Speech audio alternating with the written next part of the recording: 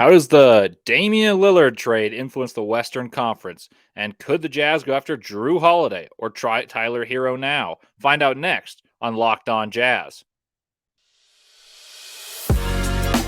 You are Locked On Jazz, your daily podcast on the Utah Jazz. Part of the Locked On Podcast Network, your team every day. Welcome into Locked On Jazz. Leif Thulin with you here. Honored and excited to be with you ahead of Jazz basketball. I can't wait for that just as much as you can. That's where I'll start with the introduction today. I am a diehard Utah Jazz fan who is a credentialed NBA draft analyst for Locked On NBA Big Board, attendee of the 2023 Combine, lover of college basketball, someone who can educate you on a lot of these players, as well as a broadcast assistant and statistician for the Utah Jazz, whose main hope for this is that the Jazz get better. So I have all the same intentions as you do. And so now I'm going to break down some possibilities for the Utah Jazz after the shocking landscape-altering move in the NBA of Damian Lillard to the Milwaukee Bucks. Thanks for making Locked On Jazz your first listen every day. And remember, Locked On Jazz is free and available on all platforms, including YouTube at Locked On Jazz, where the best way to help us grow is to comment anything below. Today's question is, what seed do you think the Jazz will get in the West? In the first segment, I'll recap the Damian Lillard trade and who got whom and outline the potential ramifications of the deal. In the second segment, I'll provide a pitch for how the Jazz could align themselves nicely to become trade partners with the Blazers, as well as the Heat due to this trade, who I think both are enormously important to what happens next in the NBA. In the third segment, I'll predict how many minutes and points per game I expect from the top rotation players on the Utah Jazz to get, both in minutes and in terms of how many points they score per game. And I'll break down why. All right, let's dive right in. Damian Lillard was traded to the Milwaukee Bucks. It was not the Miami Heat. The Blazers held out, waited for a trade option, and they found one. And I think they made a good trade. So here's the trade. In exchange for Damian Lillard, Portland will receive Jrue Holiday, an unprotected 2029 first-round pick, a first-round pick swaps in 2028 and in 2030 from Milwaukee, along with center DeAndre Ayton and a forward Toumani Camara from Dayton, who was drafted 52nd overall by Phoenix. The Suns will receive center Yusuf Nurkic and forwards Nasir Little and Keon Johnson from the Blazers, along with guard Grayson Allen from the Bucks. Terms of the deal were first reported by ESPN. Okay, my initial reaction to this is that the Bucks felt pressure from Giannis, saying he doesn't know what his future has in store, and if they're not aligned with contending when his next contract is up, it's no certainty that the Milwaukee stalwart stays in Milwaukee, and therefore they made something happen. They made something happen for their star. They complimented him with a player that fits nicely around him, someone who can space the floor, open the space around Giannis up. Giannis can be a force defensively. Dame can help him score offensively. Chris Middleton is still there. But it does sadden me they lost Jrue Holiday. Jrue Holiday is one of those guys who's extremely likable. I don't know anyone as a player, as a fan, who doesn't like the player Jrue Holiday, and you want to see him to contend for championships, and the Bucks were a fun spot for him. And he recently was quoted saying he's a lifelong Buck and he hopes to retire a Buck. So that's not going to happen. It's a shame. It's part of the business. Damian Lillard to the Bucks, though, and that you have to say they're winners in a way because they get a premier talent to complement Giannis Antetokounmpo. Jrue is a winner. The way he plays is conducive to winning basketball, and he's a guy who helps you win now. Not like he could be a nice veteran leader for young pups in Portland, but I don't think that's what's going to happen. So the other thing that Portland did there is not only they get a good player, they got someone who's going to be coveted for teams that are going to give them draft picks and expiring contracts and build them into a team with a lot of assets along with a lot of talent in their backcourt. They have Anthony Simons, they have Scoot Henderson, they have Shaedon Sharpe. All three are phenomenally talented and now will be given the chance to grow, because I don't think Jrue Holiday is going to play for the Portland Trailblazers. I think he's going to be traded, or if he does play, it's going to be brief. They also got DeAndre Ayton, who's being swept under the rug as like an afterthought in this trade. DeAndre Ayton was the number one pick a couple of years ago and has been a productive player on a team that's reached the NBA Finals. A lot of people are critics of DeAndre Ayton because he played kind of soft, effortlessly at times, was outplayed by Jock Landale at times by the on the Suns. But he's a guy I expect for the Blazers with less pressure, the ball in his hands a little more frequently, to be a near 20 and 10 guy. I could see like 18 and 12. That's pretty hard to do. And talent is talent. There's a lot of people that say, "Oh, Yusuf Nurkic to the Suns, they gained." Yusuf Nurkic is getting older, coming off of calf surgery, and DeAndre Ayton's the better player in my opinion anyway. But, the Suns made it out all right as well. I just want to point that out, that the Blazers got another good piece, not just the assets that you can probably acquire for Jrue Holiday. The Suns added depth. It's Grayson Allen and Yusuf Nurkic as the main parts of that. Nurkic is a mightily sufficient Ayton replacement, but he doesn't really turn the ticker for me. He's struggled health-wise of late. Hasn't been the same player the last 2 seasons. He was a winning player for the Blazers that were really built around Damian Lillard and CJ McCollum, and he was the third best player on those teams. Question for me and the Suns is really, can he be a defensive anchor as he's gotten older, as the game's transitioned to be more switch-oriented, as someone who's going to have to defend for some very heavily offensively oriented players? I think offensively he's a great fit. He's got good hands. He's got good touch. Can space the floor a little bit. Will rebound. Won't be too mad that he's not getting the ball a ton, or with these players who will create him open shots when he does get the ball. I just have my concerns defensively and health-wise. Grayson Allen's going to thrive from getting wide open shots, being lower on the scouting report than he will ever normally be because of all the offensive talent in Phoenix. That's a great pickup. But I think the Suns come away maybe net neutral. Like, they maybe gain a little bit of depth. I think they lose in terms of their premier talent. Talent really takes you a long way, and DeAndre Ayton has that. The largest domino, though, that I see is yet to fall is, do the Heat still pursue a deal with Portland? They didn't get Damian Lillard, and who else could be involved to facilitate this? I think the Heat still could be interested in Jrue Holiday, and according to ESPN, there are some tweets that say the Heat are rumored to be interested in a guy like Jrue Holiday. You wonder, does Jrue Holiday to the Heat happen, and what would happen? Would Tyler Herro be part of that deal? That's where the Jazz factor in. We're going to touch on that in a bit as well. Another part of that is, now if Tyler Herro is not factoring in, do you play Jrue Holiday, Tyler Herro together? And that's probably what you want. But then what do you give up? Now, if it's Tyler Herro, is Jrue Holiday worth that? Because now your asset that you're giving up in Tyler Herro and Jrue Holiday's contracts mostly mix, but also you're giving up a 23-year-old for a 33-year-old. One of them's got 2 years on the contract, and one of them's got 4. I don't know. I have my questions about how that happens, but the Heat do seem like they really want to contend immediately because they sense their window. Despite Bam Adebayo and Tyler Herro currently on the roster, Jimmy Butler's window as being the dude and someone who can really change the trajectory of a team and win you series, not just games, but series in the playoffs, may be slimming. Kyle Lowry is aging. They lost Gabe Vincent. Is Caleb Martin going to play at the same level? We'll see. We will see. All right, so let's talk about that in a moment. But first, let me tell you about DoorDash. Do you need fresh groceries for the week but don't have the time to go to the store? Try grocery delivery from DoorDash. You'll get everything you want delivered when you need it, right to your door. You've trusted DoorDash to deliver your restaurant favorites, and now they can get you your grocery favorites as well. With thousands of grocery stores to choose from, you'll find the best in your neighborhood and boost your local economy with each and every order. You'll get exactly what you ordered, or we'll make it right. DoorDash won't let you get the wrong things and have that be. That's nothing's worse than getting a substitute that's nowhere near what you want. But DoorDash will never let that happen. They're too good for that. So sit back and enjoy your quality groceries just like you picked them yourself.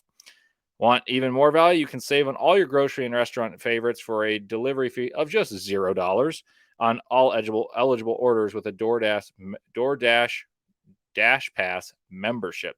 Get 50% off your first DoorDash order up to a $20 value when you use code LOCKEDONNBA at checkout. Limited time offer. Terms apply. That's 50% off up to $20. No minimum subtotal and zero delivery fees off. Zero deliveries on your first order when you don't download the DoorDash app in the App Store and enter code LOCKEDONNBA. That's LOCKEDONNBA. Don't forget, that's LOCKEDONNBA for 50% off your first order with DoorDash. Alrighty, welcome back into Locked On Jazz. How do the Utah Jazz get impacted by Damian Lillard going to the Bucks? Well, you could simply say, well, the Jazz play Damian Lillard 2 fewer times per year now, and likely are not going to be torched as badly, as frequently. But that's not the point you're trying to listen to. But it's worth noting. Damian Lillard really did play well in Utah every time. did the Weber State native or alum. The first way is I think the Suns stayed about the same and the Blazers got worse. So those are two of the Western Conference teams. I talked recently about the talent levels of the West, and I was going to do an episode with a coach and talk about how the Jazz could supersede and outperform their talent level and where he would see where the Jazz were. So I was curious to see where he thought the Suns were compared to the very top, because at the very top of their roster, they're unbelievable. Their depth is fairly thin. Does talent outweigh depth? We'll see. And I think Yusuf Nurkic and Grayson Allen add a bit to depth, but I think they lose in top-end talent, losing DeAndre Ayton. So that's where I would start with the impact of how the Utah Jazz are impacted. The second part, which is probably more important to those of you listening, is that the Blazers now have Jrue Holiday along with all these young guards. On one hand, they could be mentored. But on the second, I think the Jazz could offer a compelling package for Jrue Holiday. Could the Jazz be interested? I'm not sure he perfectly aligns with the timeline, especially because his contract's not super long. He doesn't have that many controllable years. He's 33 years old. But Jrue Holiday is the premier guard defender in the NBA. It's he and Marcus Smart. And he's a better scorer than just about any player that's on the market, and he complements your defense. Could he be the mentor for Keontae George? Could he be someone that pushes the Jazz into the top degree of contenders in the Western Conference with a lineup that features Jrue Holiday, Jordan Clarkson perhaps, could be Ochai Agbaji, Lauri Markkanen, and John Collins Walker-Kessler? That's a good team. Jrue Holiday would certainly push the Jazz forward from where they are right now. He'd also provide lots of assets should the Jazz go after him, just like he would for the Blazers. But I don't know if he's the most likely candidate for the Jazz, but I also think he opens up avenues for the Jazz to be a facilitator of trades. Here's a tweet from Adrian Wojnarowski. You guys know and love Woj. He drops Woj bombs. Here's one of them. The Blazers remain engaged elsewhere on deals and will do so. They're expected to immediately engage contending teams on trade talks to move Jrue Holiday. Sources tell ESPN Portland is committed to its young group of talented guards. So to me, that moves Jrue Holiday is likely to be moved sooner rather than later, because I don't think you'd play him and risk injury and lose that player that could be there. I think they move him sooner rather than later, and he likely does not play for the Portland Trailblazers, but they would accumulate assets, which is exactly what the Blazers would do. Now, could the Jazz be interested in pursuing Jrue and let him push the Jazz forward, and in the short term do so, and in the long term, maybe more importantly for the Jazz in terms of their true title aspirations, groom Keontae, give him someone to emulate, someone to learn from, battle against in practice, get better offensively because Jrue will push him to the utmost degree because of his defensive proficiency? Could we get someone who scores 18 points a game as an all-defensive team member to complement against the scoring prowess of Jordan Clarkson, someone who can encourage and teach Ochai Agbaji, someone who can get the best out of Lauri Markkanen and John Collins and Walker-Kessler, and the Jazz would formulate one of the best defenses in the NBA, anchored by Kessler and Holiday. You know, I'm not even rambling too much there. That's something that could be very much enticing. Do the Jazz have the best packages? I'd say they've got among the best packages of teams that want to contend. The question is, how quickly do the Utah Jazz want to contend? Obviously, and ideally, yes, you want to do that, but you don't want to sacrifice your future. Some of the best assets the Jazz have and why they're positioned so well in the future are because while their young players, their young core that's on tame contracts for the most part develops, they have these youthful players that are going to combine with their hopefully slam dunk lottery picks if they do not make it far. And if they progress well, they still have a lot of these picks and can trade to make themselves better by getting a Jrue Holiday. They can do so by getting other players that are on the market because they have all these picks that have them so well aligned after trading Rudy Gobert and Donovan Mitchell, and the Jazz are way ahead of the curve. So the Jazz do have the assets to go for Jrue Holiday. Now, do they see themselves jeopardizing their chances by getting Jrue Holiday is the question. Or do they think they accelerate their chances and do not sacrifice their long-term chances? That's the question for Danny Ainge, Justin Zanuck, and company. Now, there's another option to this. Another team goes after Jrue Holiday because they will. And I'm not just saying just this team, but other teams as well. I'd imagine he goes to a team with immediate aspirations to win, that where it's conceivable. One team that has a winning culture that has its own little verbiage around it is Heat culture. I mean, that's like a description of gritty, tough basketball that really fits what Jrue Holiday embodies. Could the Heat go after him? Does that mean Tyler Herro is still expendable to them on the market? I think it's less likely Herro's on the market as willingly as he was when Damian Lillard was there, because Jrue costs less than Damian Lillard. He's older and he doesn't push the needle quite as much as Damian Lillard. That's no slight on Jrue Holiday. That's just how unbelievably good Damian Lillard is. Damian Lillard is a 30-a-game guy who has track record of being great in the playoffs, who is reliable, scores from all areas of the court, bends defenses, and just wants to win. The Milwaukee Bucks got a great player. Now, Jrue Holiday has won a championship and has been integral in the success of the Milwaukee Bucks recently. A team that could fit with a defensively oriented guard who can score the ball and complement Jimmy Butler as the true star, and they have Bam Adebayo as another one. Defense would be no issue for the Miami Heat there. Now, does that move them to the championship contenders? Can they contend with the aforementioned Milwaukee Bucks, led by Giannis and Dame and Chris Middleton? I don't know. Are they on the same level with the Boston Celtics? You wouldn't have thought so this past year, and they didn't even have Tyler Herro. Does that make Tyler Herro expendable? And are the Miami Heat thinking of themselves as contenders? I think they probably do. So maybe this is possible.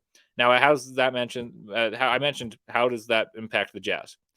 If the Miami Heat push for a Jrue Holiday, I don't think that the Blazers want Tyler Herro.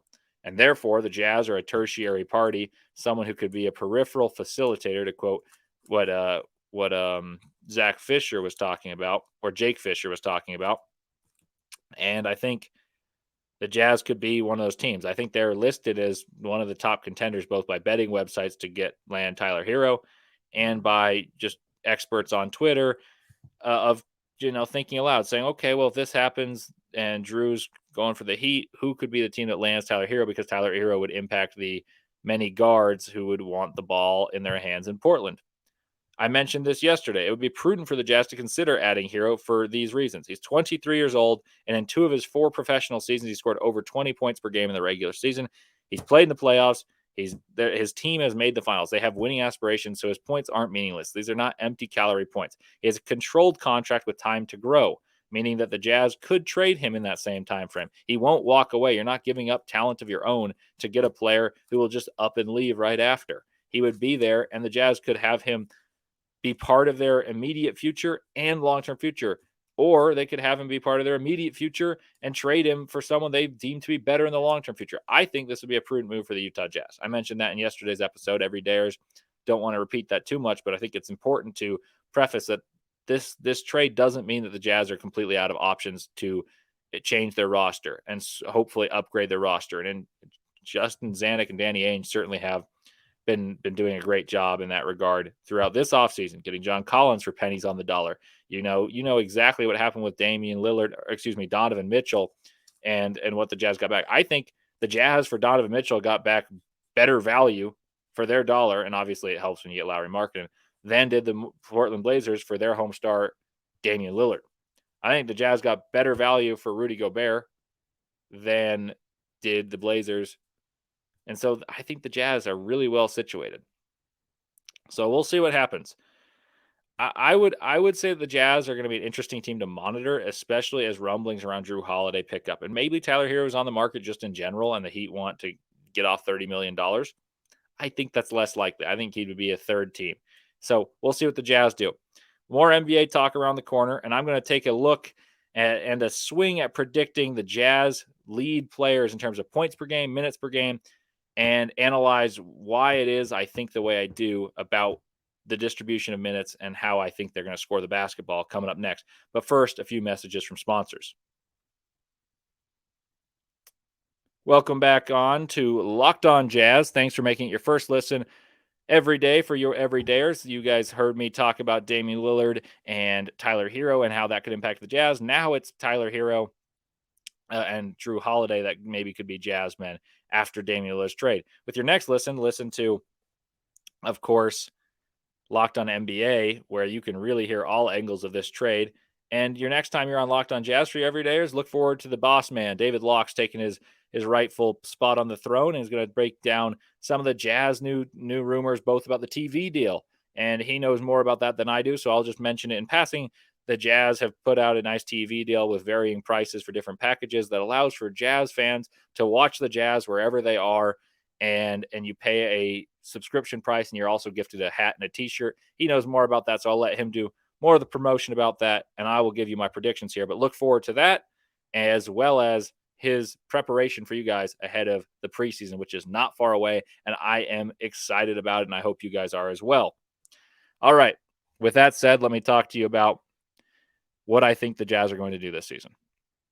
I've thought about this a long time, and I've alluded to this a couple times in terms of like my projections for the front court, if you guys have listened to that one, or maybe how I feel like the key to the Jazz, which I mentioned in a previous episode, was John Collins. So I mean, some of this may be redundant in terms of the way I think they score, but bear with me. I think the Jazz players in this order are going to be the ones who play the most. Lauri Markkanen, Walker Kessler, John Collins, Jordan Clarkson. Those are the four with the most minutes, and I think those are the four with the most minutes by a decent margin, actually. Then I would say Ochai Agbaji comes in fifth. Then Colin Sexton. Then Kelly Olynyk. Then Omer Yurtseven. That's not all of the minutes, so don't like disillusion yourself into me thinking I'm saying that is all of the minutes for the Utah Jazz. 48 times 5, which is the amount of players there are. 48 is the minutes per game. That means there's 240 minutes to go around. That is not all 240, but it is the vast majority of it, and I'll break it down for you in a second.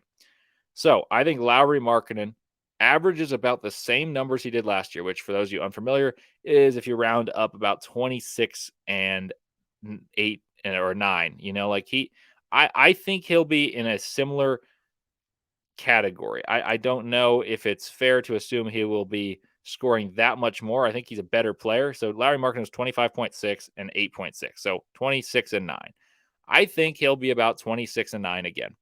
I think he will be more integral into the Utah Jazz success. I think the Jazz may be looking for more success, and I think they're going to play in more games that mean a lot. Later in the season, it became more or less, I wouldn't say empty calorie because Lauri Markkanen was at the top of your scouting report, but it mattered less. I think Lauri Markkanen is going to be keyed in on more because he's more established now this year, but also I think he holds a more burdensome role where he's going to be distributing more often. I think Lauri Markkanen plays about 36 minutes per game.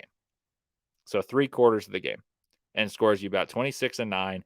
And he's going to do it on good efficiency and get you more assists and maybe do some more ball handling than you may anticipate. I've mentioned this before. I think the Jazz are going to be a little more egalitarian in who's bringing the ball up. Second, I think Walker Kessler is going to be second on the team in minutes. It's going to be Walker Kessler is going to play in 31 minutes per game is my prediction. It's hard for bigs to play too much more. I could see him playing more, but he's got to get foul trouble under control. The Jazz also have strength in their front court, and I think it's important to keep Walker Kessler rested, energized, because when he's at his best, it's when he's full of energy and running the floor, being someone who deters everything at the rim. And I think the Jazz really prioritize him being at his absolute best. I expect Walker Kessler to take a jump and be a double-double guy this year. 13 points and 11 rebounds is my anticipation for Walker Kessler. Now, third in minutes is interesting because it's also in the front court. And you're saying, wait a minute, we have a couple good players on our bench that also play in the front court. And you're talking about all these guys being the lead minutes guy. How does that add up? It's a good question. John Collins has averaged around 30 minutes a game in his career. That's just what he's done. And I don't think the Jazz are too dissimilar from where the Hawks were. So John Collins' rookie year, he scored 11 a game, played 24 minutes. In his second year, he played 30 minutes a game, scored 20 a game. Played 33 minutes a game his third year, scored basically 22 a game. In his fourth season, he's played 30 minutes per game and scored 18 a game. 2 years ago, he played 31 minutes per game, averaged 16 per game. Last year, he played 30 minutes even and averaged 13 a game. I think the trend here is he's about 30 minutes a game. And I think he'll be about 30 minutes a game. And he's going to play a lot of minutes in the starting unit as the 4. And I think he'll play a fair amount of minutes in the second unit as the 5. And Omer Yurtseven may be the casualty of John Collins' versatility, but I think the Jazz are going to really prioritize John Collins, and I think he's the X factor of the Jazz, as I mentioned. Jordan Clarkson. I think he'll be a starter like he was last year. Last year, he played about 32 minutes per game. And there's no Donovan Mitchell or Mike Conley to hoard those guard minutes. So I think Jordan Clarkson's going to play about 30 minutes per game, average around 18 and 4. I think he's going to score a little bit fewer in terms of points. I think he's going to play more of the point guard, though. And similar to Markin, I think he's going to draw a lot of attention. Maybe his efficiency could wane at times, but I think he's going to be more integral to success playing a leadership role, someone that's tasked with having the ball in his hands more frequently. Now I get to the fifth starter, which I think in time the best lineup will be that of Ochai Agbaji playing alongside Clarkson, Collins, Kessler, and Markkanen. I've got Ochai Agbaji, who played about 20 minutes a game as a rookie. He obviously played very little sparingly in the first half of the season, played more in the second half, and played a ton in the second half, which made his number a fairly decent dent in the minutes, about 20. I think he's going to play about 25 minutes a game, just over half of the game. I think he's going to average around 9 points per game and be a solid 3-and-D guy who takes significant strides in terms of the quality of basketball. His numerical numbers may not differ that much from the 7 and change he scored a game to 9 and change that I anticipate, but I think he's going to be a more aggressive, more assertive player, someone who's able to play with more versatility and be a better defender, which I think is going to be huge for the Jazz's possibility of succeeding, because he's one of the prototypes for what the Jazz want to do: be bigger, longer, more athletic. And he's one of the guys who has that positional size the Jazz look for. I then have Colin Sexton playing 24 minutes a game. Sexton played about 23 minutes a game last year. I don't think, even though the role has opened up a bit with the absence of Mike Conley, and now there is potentially space, that he gets too many more minutes, because I don't think the Jazz necessarily see Colin Sexton as a point guard. I think they see him as a bench scoring 2 or someone who could be a 5th starter. And either way, I think they're going to, because of the longing to be bigger and the longing to play these lineups that have versatility and who's going to bring up the ball and where they add value by having, a lot of players who can do it. I think that hurts Colin Sexton's amount of playing time, and thus his productivity is slightly sapped. But I think his efficiency could go up for it being a 6-man type of guy, a guy who picks on second units and scores as more of a catalyst, a spark plug, than a true stalwart point guard. I have him scoring 13 points a game. And then I have Kelly Olynyk as the 7th most minutes per game for the Utah Jazz. I think Kelly Olynyk plays about 22 minutes a game. He played 29 last year. I think John Collins' addition, maybe even Omer Yurtseven's, maybe Taylor Hendricks's, sapped those minutes a little bit, but Kelly Olynyk is still going to be someone who creates as a secondary creator, someone who spaces the floor, gives you good minutes offensively and defensively, commands effort from his teammates, and knows how to play, where to be. I got him scoring about 9 points per game. So if you add that up, that's 42 minutes left for a combination of Omer Yurtseven, Talen Horton-Tucker, and Keontae George, who I think will comprise the rest of the regular rotation. So that's 10 players deep. I think 42 minutes between those 3 players is 14 minutes a game, and I don't think any of them are actually going to reach 14, but there's going to be other players who factor in. That's the way I see it. I think Keontae George, I hope, gets to around 14 minutes per game by the end of the season, maybe even more, but I can't really anticipate that much more. Maybe Taylor Hendricks has an impressive camp, and you heard Richard Stamen, my guy, talking about how he thinks he's the 7th best player in the draft still. We haven't seen anything to disprove his original thought, which is where Richard had him. I had him 9 in the draft. I just think it's hard because the Jazz got Collins. They have Olynyk already coming off the bench, along with Yurtseven, who's an established player in the NBA. THT. It's a question who plays more, he or Sexton. I think it's going to be Sexton, which is why I said it here. But let me know what you think there. That's the way I see it. And if you want, just for those of you who aren't mathematically inclined, I'll do the math for you. 26 from Lauri Markkanen, 13 from Walker Kessler, 16 from John Collins. That's 55 points so far. 18 from Jordan Clarkson. That's 73. Ochai Agbaji, 9. That gets you to 82. Sexton with 13. That's 95. Kelly Olynyk with 9 points. And now I think the Jazz score about 117 points a game. I think they're going to be one of the better offenses in the league. And you got a couple players left in the rotation to comprise those extra points. I think this is pretty feasible. Let me know what you think in the comments as well. And thank you for listening to Locked On Jazz. It's always a pleasure to talk to you guys. So I mean this from the most sincere place in my heart. I always appreciate the platform that David Locke has allowed me, and you guys, of course, for listening, responding, and supporting this podcast and me when I do it. So I look forward to talking to you guys again soon, whether that be at the Jazz games, on Jazz Game Rewinds, or back on this very same platform. But as always, you guys know my catchphrase, go Jazz.